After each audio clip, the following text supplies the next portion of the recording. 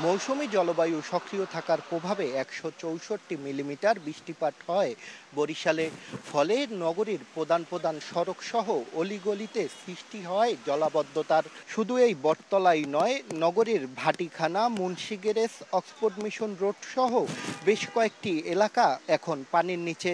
স্থানীয়রা জানায়, একটু বৃষ্টি হলেই জলাবদ্ধতার সৃষ্টি হয় নগরী জুড়ে। ফলে দুর্ভোগে দিন কাটছে তাদের। আমরা কথা বলেছিলাম আবহাওয়া অধিদপ্তরের সাথে। তারা যেটা আমাদেরকে জানিয়েছে যে আগামী ২ দিন পর্যন্ত এমন বৃষ্টিপাত হওয়ার সম্ভাবনা রয়েছে।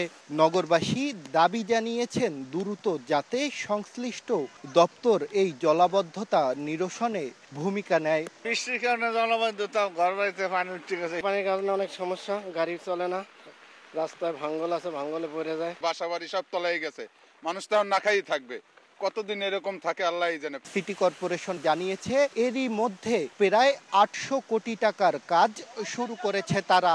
এছাড়া জলাবদ্ধতা নিরসনে ৯২৭ কোটি টাকার একটি প্রকল্প মন্ত্রণালয়ে জমা দিয়েছেন তারা। সেই প্রকল্পটি পাশ হলে বরিশালে আর কোনো জলাবদ্ধতা থাকবে না বলে দাবি সিটি মেয়রের। শাকিল মাহমুদ, সময় সংবাদ, বরিশাল।